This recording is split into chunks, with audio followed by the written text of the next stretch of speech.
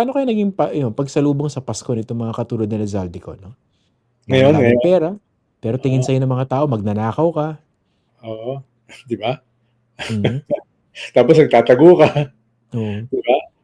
Ikaw ba, Senator, ito, may tanong ako sa'yo, Senator. Kunwari ikaw, Hmm, you have all the money in the world. hmm, You're worth billions. hmm, Tapos, you can go anywhere you want. hmm, So ngayon, kunwari, nasa ibang bansa ka, Senator, pero pinaghahanap ka ng batas, tapos ang tingin sa'yo ng mga kababayan mo, Senator, isa ka mandarambong. The hmm. question is it worth it kung ikaw yun?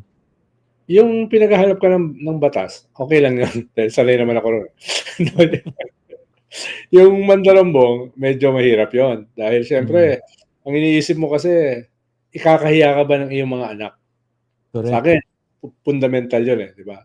Yung, kahit hindi naman gano'n kataas yung bilib sa akin ng aking mga anak, 'no, hindi naman nila ako kinakahiya, 'di ba? So, parang paano ka makakatulog nun kung yung mga anak mo, yung mga mahal mo sa buhay, kinakahiya ka? Eh, Mm. kiala na lang yung mga bilyon ko. Hindi, ito naman ang problema. Oo, That presupposes na ikinakahiya ka ng mga anak mo, ng mga kamag-anak.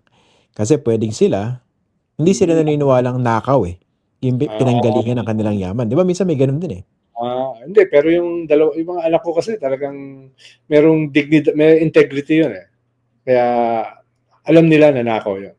Oh, siguro Ayun. yung mga anak nila baka hindi hindi consideration yun. Dahil kung ikaw ba naman teenager, meron kang helicopter, meron kang eroplano, baka yung yung usapin na yan hindi na naging factor, sa iyong, pagtingin sa iyong magulang, sa iyong tatay, 'di ba? Pero ako kasi lumaki yung mga anak ko sa ibang mundo, eh, 'di ba? Kaya lumaki sila na nakikita ko nag-o-organize, nakikitang hinuhuli, 'di ba? Nakikitang, tinutugis, sabi mo mga batas, 'no? At saka nakita nila na pinaglalaban mo yung mga basihang sektor, tapos bigla kang magbabago, medyo ma hindi nila matatanggap 'yun. May kulang pa, nakita nila nagmamahal, Ah, mm, nagmamalasakit, 'yan, oo. Dahil nanliligaw. puwede ko namang, ipagmalaki na ako isang, mabuting ama. Hanggang do'n na lang. Ba't parang tinapos ako? Oo.